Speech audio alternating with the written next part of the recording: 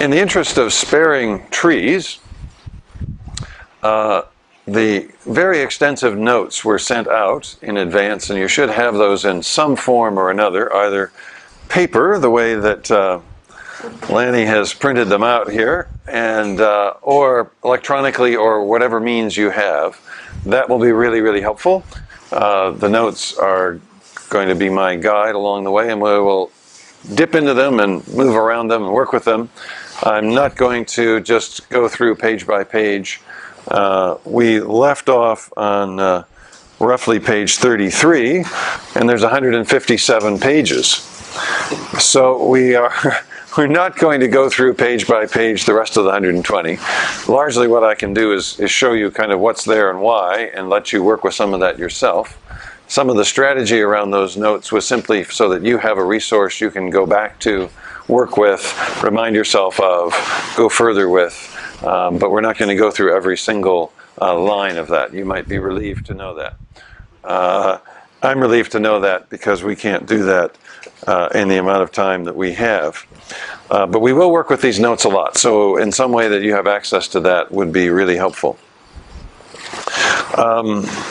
So I want to do a little bit of a recap of where we were from last week that will bring some of you who weren't here into the conversation a bit, and then we'll keep on going from where we were. So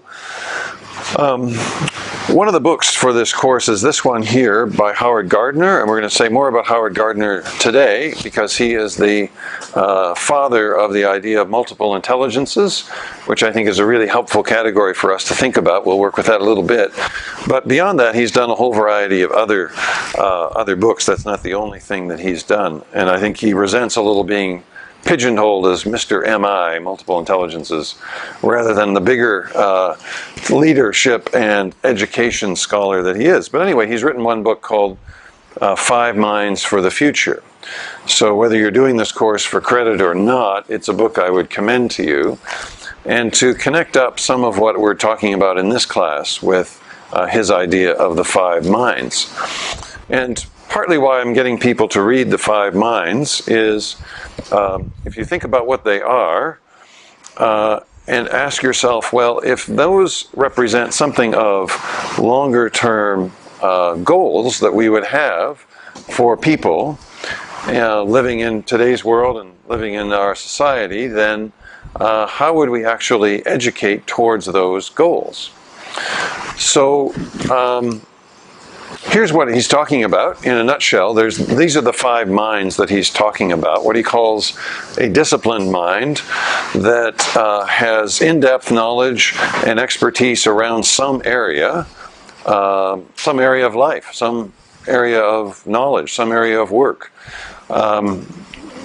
To succeed in today's culture, people are going to need to have substantial knowledge of at least one area. Second thing he's saying is, given the way that information and knowledge has exploded in our lifetimes, it's not enough just to, in a sense, know one thing, one little piece of the puzzle that's your piece of the puzzle that you know really well. You have to be able to put other pieces of the puzzle together. You need to be able to do some synthesizing. You need to be able to take this information, that piece of knowledge, put it together with this, what you know from over here and what you know from over here, and put them together.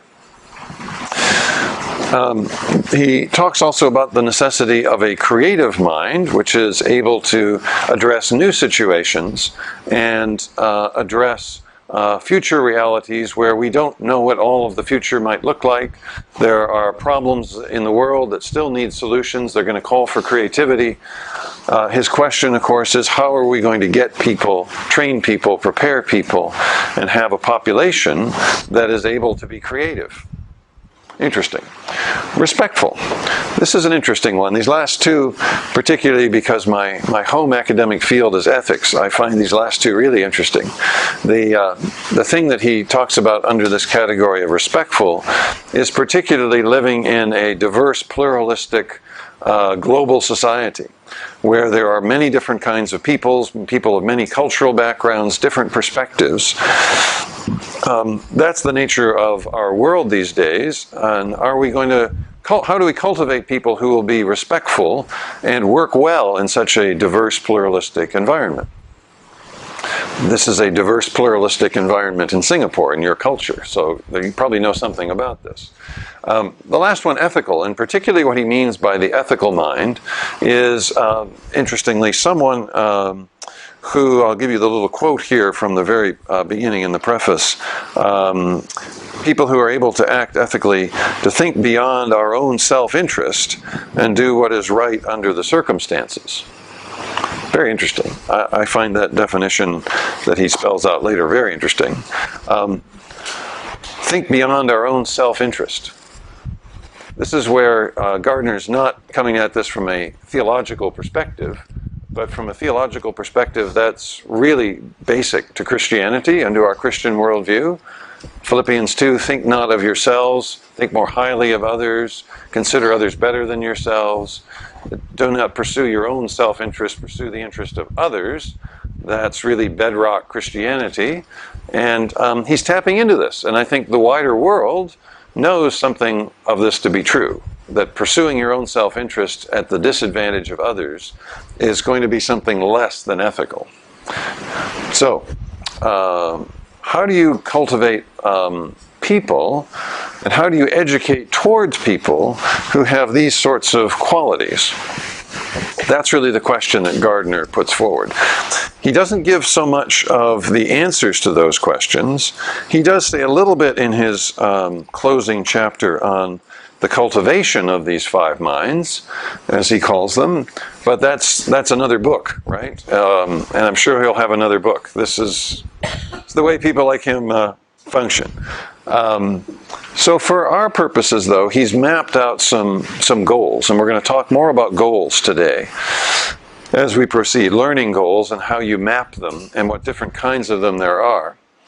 But those strike me as very high level, very important kinds of learning goals. So in a minute, I'm going to connect them up with a little bit of the territory that we covered yesterday, hence my funny little arrow here.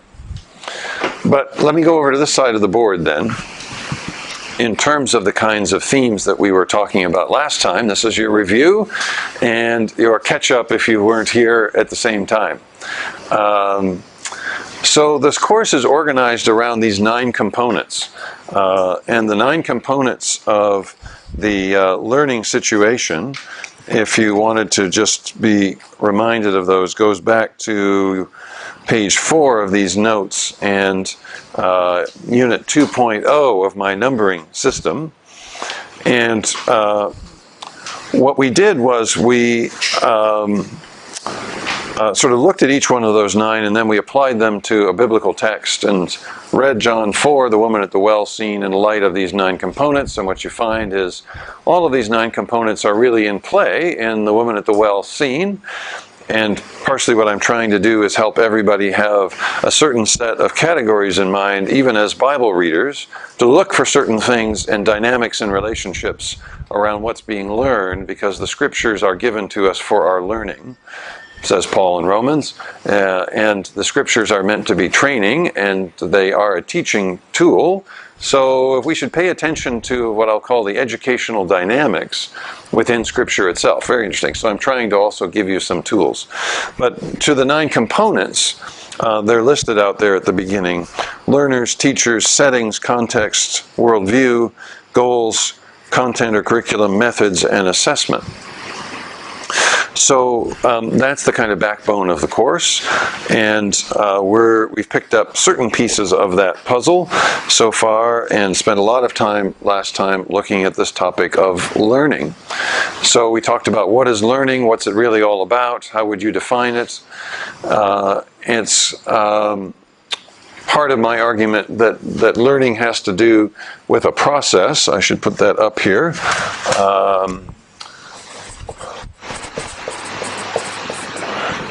Which is an ongoing, progressive kind of experience, typically, of change, growth, and transformation, right? So this is about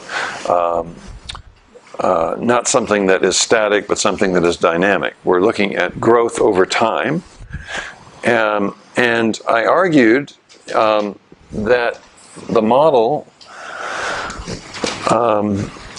for a fruitful model for our consideration, and I've put it kind of the center of this experience, is learning-centered rather than teacher-centered or content-centered, so that teachers and learners and content together are in pursuit of learning about a topic, a subject, a matter, an issue, a text, whatever it is, and using Parker Palmer's language from the other book we're using for this class, which is called The Courage to Teach by Parker Palmer, American educator.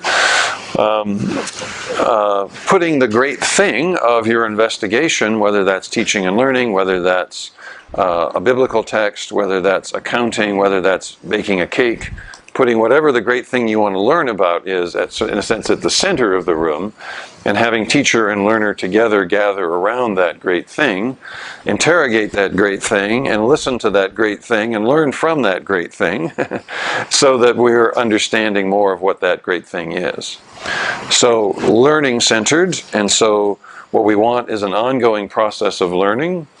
One of the things that's helpful about the learning-centeredness of this, that Parker Palmer particularly talks about in this book and in one of its chapters in particular, is that it's ongoing, it's progressive, it never finishes.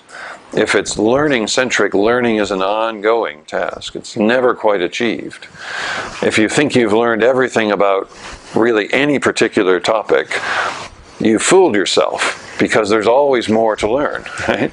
You might have mastered baking one cake. You can tell that I like cake. But there's another cake that you haven't mastered yet, right? And you probably, most chefs actually, know that they haven't really quite mastered anything, right? They're always pursuing something, right? The scholarly urge for academics is they know they've never really gotten to the bottom of the subject. They might have taught that subject and written about that subject for 20 or 30 or 40 years. They know there's always more to know, right? And that's true of virtually everything in life. There's always more to know. So learning-centric puts it as a dynamic quest, and putting learning at the center and teacher and learner working together to pursue that thing makes it a common quest, which makes learning actually a communal and shared enterprise between teachers and learners, going after how do we get together to get after the great thing that we're trying to learn about. Okay, it's that approach. I'm putting that forward as a very fruitful kind of model. So the great thing for us in these 2 Saturdays together is really, what is learning? What is learning all about? How does it happen? What makes it happen better rather than others? Who are the learners, right? And what difference does it make what kind of learner you are? Who are the teachers? What difference does the teacher make to the learning that learners do?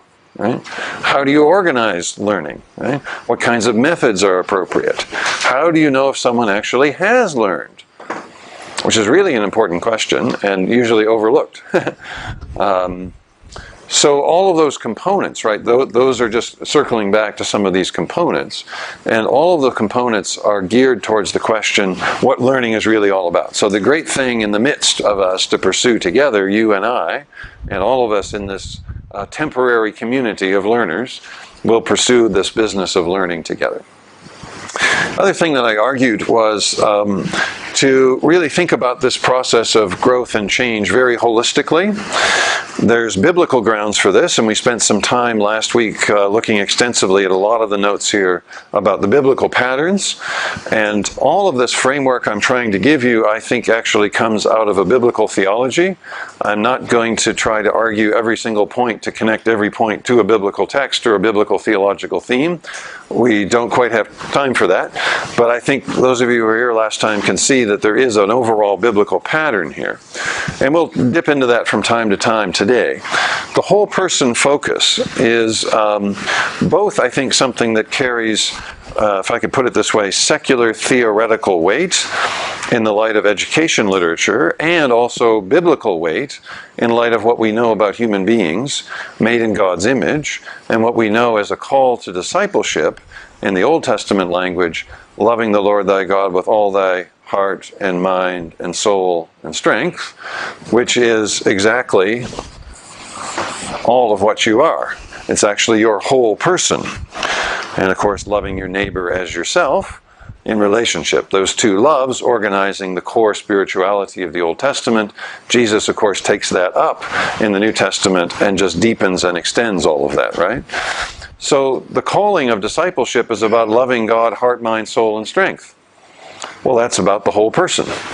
And as these ideas get translated into the context of church and congregation or other kinds of Christian ministry, that whole person focus can be very explicit and should be very explicit, and we need to think about the transformation of the whole person.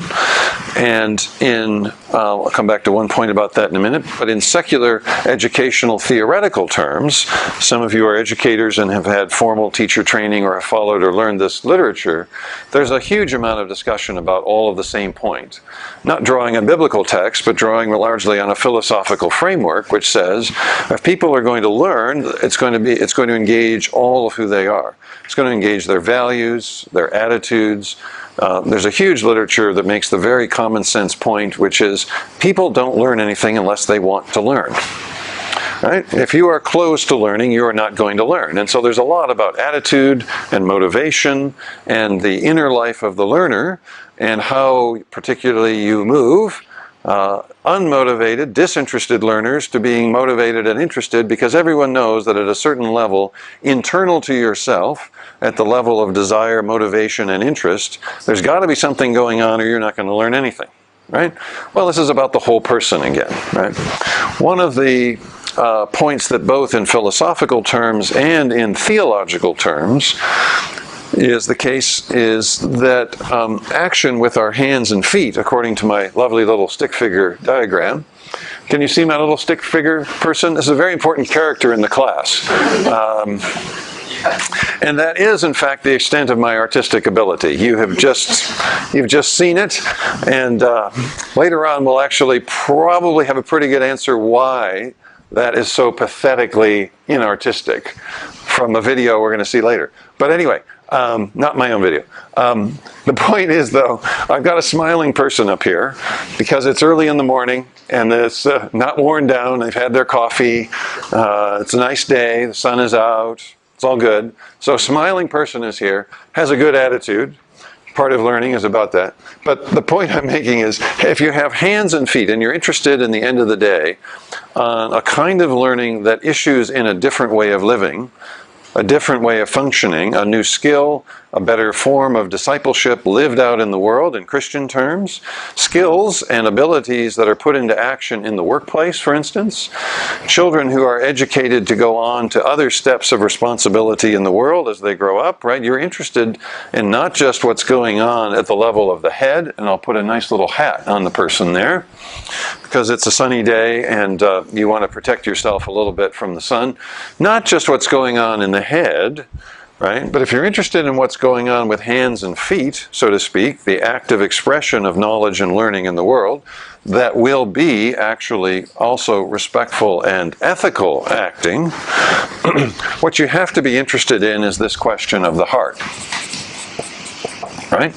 Because you don't get, philosophers will argue this, theologians will argue this, I will argue this, you don't get action with hands and feet without the transformation of the heart, the values, and the dispositions that are the intermediate stop between what's in the head and what's here in the hands and feet, right? So just to get from ideas that you have in your head to the expression of hands and feet, it's got to go through you, right? It's got to go through this 18-inch distance between the head and the heart. Right? So simply filling people's heads with more content that does not touch the values, dispositions, attitudes, the heart level, the motivation level, and doesn't transform at that level, does not actually issue in different action with hands and feet, a different life that's lived in the world. Okay? Part of the critique that I'm making implicitly, but if you're connecting the dots, you're connecting the dots, is just more content, more content, more content is not the answer to a changed life. Okay? And I'm a content guy. Okay? And I'm not anti-content. I've given you 157 pages of notes. I've never been accused in 30 years of teaching of being light on content.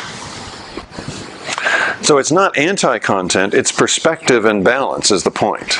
And it's whole person engagement. Yes, at the level of the mind with 157 pages of notes, but beyond that at the level of heart, values, motivations, desires, and dispositions. Okay? This is one of, just to use an illustration of this, and it might apply to some of your workplace context. But the area of leadership is one of the areas that I teach in, along with Clive, for instance. And there's a very interesting literature out there about literature about leadership. Some of you have dabbled in that or have done quite a bit with it, perhaps. But one of the things that they point out about successful leaders is that it is not IQ that is the most important factor in the success of a leader. And this was a study of CEOs of major businesses around the world, right? Done out of Harvard again. It's not IQ that is the most important factor. What is it? EQ. Right? And if you read Daniel Goleman's book on this, he's in a sense the father of the category of emotional intelligence. His office is just down the hall from Howard Gardner's, actually. It's an incredibly compelling story, right? So if leadership success, and this actually has to do both with CEOs of major corporations and also for people doing ministry or leading Christian organizations, it's not IQ, and IQ is good, but the point is that's not what makes for success. It's EQ. It's the ability to manage your own life, your own emotions, your own relationships, manage to relate to people well, with intelligence, bring the people together around common projects. That goes beyond what's up here at the level of the head. It has to do with the emotions. It has to do with relational skills. It has to do with being respectful. It has to do with being ethical. Right? So you can play this out in all kinds of different ways, right? But the idea is you've got to get at this level somehow, right here, if you actually are really interested in hands and feet and the lived faith in the world. I'm really concerned with that. That's why I'm in this area of Christian ethics as my main specialty. I'm really interested in faithful Christian action lived out in the world. Discipleship happening everywhere in every area of society as men and women in faith are formed to live out that faith with obedience and with intelligence and with respect and with a really dynamic witness. So how do you get hands and feet that look like faithful discipleship lived out in the world? It's going to have a lot to do with what goes on up here at this level of the head, but it's going to have a lot to do with what goes on here at this level of the heart. Okay? So, in secular terms, that's really what theorists are saying too. Deal with values, motivations, desires, all of those things. Theologically, we've got a million reasons to think that, right? Along those lines, one of the tools that we were working with is from a theorist named D. Fink, and in your outline, if you want, or notes here, if you want to look at page 8 of the notes overall, it's a pie chart. And I'm not sure this turned out all that well in all the different formats and modes that you've got going here. It's supposed to be a pie chart with 6 different colors. I don't know whether it turned out relatively well. That's perfect, right? I don't know what happened on the rest of your devices or printings. I apologize if it didn't turn out well. But the pie chart is very, very helpful. And again, D. Fink, this is a theorist whose work has been very influential in higher education in North America, and he's drawn very, very broad research to put these things together, and is a very helpful resource. Again, not from a theological standpoint, but if you think about this theologically, it makes lots and lots of sense. So the point I want to make is about holism here, right? So foundational knowledge at the top, sort of 1 o'clock on the clock, foundational knowledge is the key to the whole circle for him, and it's the base, which goes back to Gardner's point, which is a disciplined mind is his starting point. You have to know something about something. Like really know something about something. Application, what Fink is talking about here is that what he calls significant knowledge is not just theoretical, it's the ability also to apply that knowledge in real life situations and to use it somehow. Okay? So if you have a lovely theory about X, Y, or Z, but you don't know how to use that and put it into practice, there's something missing in terms of knowledge. Significant knowledge is not just at the level of the abstract, but also at the level of the practical and the applied. Integration, the ability to connect up these ideas with other ideas, right? And to say, oh, how are we learning this today? What does this have to do with yesterday, and what does it have to do with your next course, right? It's that ability. Well, a lot of that sounds a lot like a skill that is Gardner's synthesizing, right? Integrating and synthesizing are very complementary, and if we parse the words of them a little bit further, they actually may come closer together even than Fink and or Gardner might suggest. The human dimension, right? Fink is very helpful because learning is always learning about oneself. It's learning about others. It's a learning in a human context. And that's one of the ways that Fink is trying to get at this business of the heart, right? And it's one of the ways that Gardner is trying to get at these categories of the respectful mind and the ethical mind, a human dimension, right? That human dimension, actually learning about self, is really developing what Fink here calls caring, feelings, interests, values, right? That's explicitly and directly this stuff right here, right? That's about how does the learning engage at that level, and what are you doing with that learning at a personal level? And then learning how to be a learner. Right? Learning how to be a learner, not just being told what to know, but learning the skills of inquiry, the skills of critical thinking, becoming more self-directed in your learning. Right? So you're not dependent upon someone else, but you're learning how to learn, because most of life as an adult in our very complicated world is learning new things. And it's learning things about subjects that don't even, hardly exist now. Right? Who knows in 10 years what forms, for instance, the technological revolutions of our world will have taken? I don't know, and you don't know either, right? Who knows? Many of you in this room are old enough to have, not all of you, many of you are old enough to have lived in the pre-internet generation, right? Right? My children find this astonishing, right? It's like, Dad, tell me when the dinosaurs were walking the earth. You know, how big were they really? You know, no email? Yes, I know life before email. Well, what will it be when life is, post-email?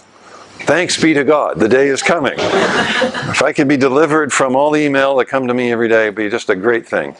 Hallelujah. Well, who knows? In 100 other areas, right? Who knows really what 10 or 15 or 20 years from now will be? Who knows? So what he's getting at here is very important, which is it's not just learning what you need to know today, it's becoming a learner so you can learn for the future, right? It's hugely important. And that has to do with how all of these things and the way that Gardner functions as well. So our friend D. Fink and our friend Gardner are on some very common things with some different approaches.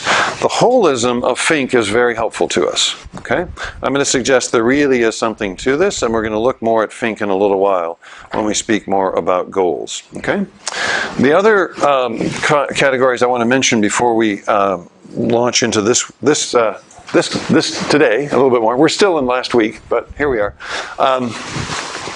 As we talked about learning, and if this is learning focused, what do we actually mean by learning? And we talked about some distinctions between deep learning, strategic learning, and surface learning.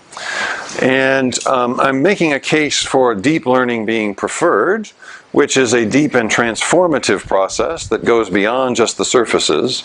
And if we're interested in all of these kinds of things, and if we're interested in what Fink is doing, all of that significant learning of Fink is actually deep learning, right? It's not just at the surface, and it's not the category of strategic learning is sort of short-term functional, short-term narrow-based outcome driven, and it's the strategy where you've got to get through something, there's a limited amount of time, you have a certain goal, you do what it takes to get through the test, for instance. You figure out, I want to get a certain mark on the test, I'll put this much work into it, I'll get it done. And there is a place, I had a conversation with someone last time, I wouldn't want to rule that completely out as ever, always illegitimate and, never valid, because time is short, life is short, certain things, you just have got to, pass the bar, get it over with, move on to life. Yeah. But the point is, if that's all we think about in terms of learning, we're really not learning very much at all. That kind of strategic strategy might be useful in some settings, but as a way to live your life, excuse me, and function in the wider society long term, that's not a very good approach. It's very minimalist, it's very functionalist. Just get over the bar and get on with it, right? Not very good. Surface learning, similarly, isn't going to get you very far towards significant learning, right? But all of us have a surface learning about lots of things, right? I have a pretty surface learning about baking cakes. I have an advanced, detailed knowledge about eating cakes, right? So if I wanted to take seriously being a master cake chef, I'd have an awful lot to learn, right? So, surface learning in some ways is fine. You just need a surface knowledge of certain things, right? I also have a very surface knowledge about how my car works. If it breaks down, I'm not the one to start putting it back together again. Some of you might be able to do that. I just get on the phone and call for help, right? I have advanced knowledge of using my phone. So it's not that these are completely illegitimate, but aspirationally for the kind of transformation that interests me, both for the sake of things like workplace effectiveness and for the sake of things like discipleship effectiveness, the significant learning, the deeper learning, this more integrative kind of learning that Fink is talking about, Gardner is gesturing towards, matters a whole lot more to me. So hence, I'm just trying to make a case for deep learning. The dynamics around deep learning, what I was arguing was, and we will get into this more today, is that active engagement is really, really important. That learning, the more active learning is, the more engaged people are, the better off it's going to be. Okay? That is because what you want is an active processing in terms of people making this, to use my phrase over here I used last time, making this your own. In other words, if the ideas of a particular class or session or professor or whatever are in a sense his or hers, but not yours, not a lot really of learning will have happened. What will have happened is if you enter into the ideas that are being put before you or the skills that are being learned and work with them yourself and they become more and more your own, then the more learning really has happened. Okay? I'll say a little bit more about that in a second. And then on the applying, what I'm arguing is what we mean by learning is that you can do something with what you know in a new setting or a new context, that you can transfer this from one setting to another. You can take ideas from this classroom and our Saturday together here and go and lead your Bible study group with some new skills, with some new ideas, with some new perspectives, right? Or you can take this into your workplace training environment where you're doing a training on some area of your expertise for the division that you work in or whatever it is, right? But if you can't take anything that we've done here on this Saturday and literally take it out the door,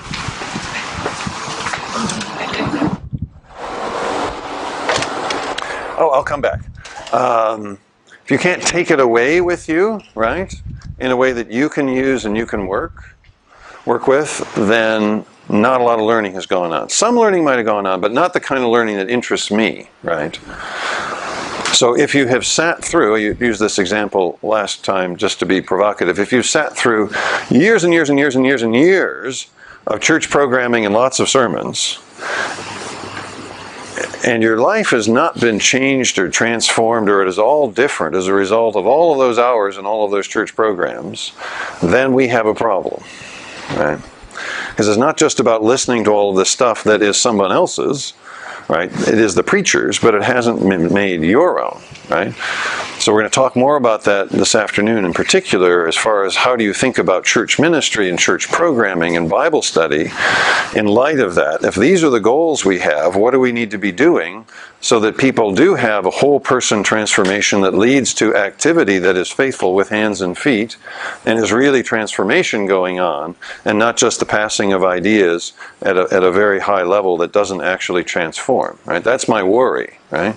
Is that too much of what we do in church land, that wonderful foreign country we all visit from time to time, and some people live in largely, how is it that real transformation happens there? Okay? Processing, active engagement, doing stuff with the material, and hands-on is very important. I made the argument, just to be a little provocative, that the more that graduate school looked like kindergarten, the better off we would be. And various people looked at me like I had 2 or 3 heads, saying that, and maybe some of you are looking at me that way now. What I mean by that is, well, what is kindergarten about? It's very holistic, right? It's very communal. You're doing stuff with your fellow learners all the time. It's very hands-on. It's very applied. You're learning new stuff all the time, both at the level of theory, if I could put it that way, and at the level of practice. There's always new stuff that you're engaging, and the growth trajectory is very rapid, actually, and very steep, because at that age, you're just a little sponge for learning constantly, right? But what is it? It's active, it's engaged, it's parceled out into shorter units, it's very much a communal exercise, it's fun, right? Well, aren't those good ingredients, actually, for learning per se? Is that just for small children, or is that actually also for adults? I think most of what we know about the education of small children applies to adults, and most of what we know about the education of adults applies to small children, because human nature is human nature. Developmentally, obviously, there's a lot of difference, but formationally, I'm not sure that there's all that much difference. In terms of the dynamics and the elements of transformative learning, I'm not sure it's very different. Hands-on, active, engaged is better. Okay? More hands-on like this. The other argument that I wanted to make and remind you today that I did make, I had someone sitting in the front row that I picked on, and that's why there's no one anymore in the front row. They said, whatever you don't sit in the front row. These are the daring souls closest to me, because I used some poor innocent unknown stranger as an example of the idea was actually kind of, I'll use Lanny instead, because we're friends now, and she was in my other class. But if I just sort of open up her head here, right, I'll anesthetize you a little bit so you don't feel this. I'll get my saw out and I'll kind of open up her head, right? What will I see there? I'm not going to see an empty space, right? There's going to be a brain in there, right? But if you assume that there's just empty space in there, and I just saw this open, there's nothing in there, and I just pour in the content, right? And all that's in there is my content, and then I sew it all up, right? And then I wake you up again, and hello. And you've got all this great content that I've poured in there, right? That's a whole model of education, right? And it's totally wrong, right? Completely wrong. Do not function that way. Do not assume you can open up and just pour in and close it up again, right? It's not how it is, because what's actually in there is her and her brain. It's already there, right? And I might now here today, on this lovely Saturday, be opening up that brain and putting things in, but for X many years, that brain has been working, and it's got its own ideas, and it's been functioning, and it's been learning certain knowledge, and it's been gaining certain kinds of habits. In other words, there is a person that you're engaging with, not an empty vessel that you're filling. Right? So a strategy of filling the empty vessel is not paying attention to the fact that there is an active mental processing of learning. I don't want to get too theoretical in this, but you could get very theoretical about this in terms of the way that we know that brains work. Okay? Brains are not just empty, in a sense, inactive spaces. They are active processors every single second of your life. In an amazing way, thanks be to God, the brain is the most amazing thing ever. The more you think about it, it's absolutely astonishing.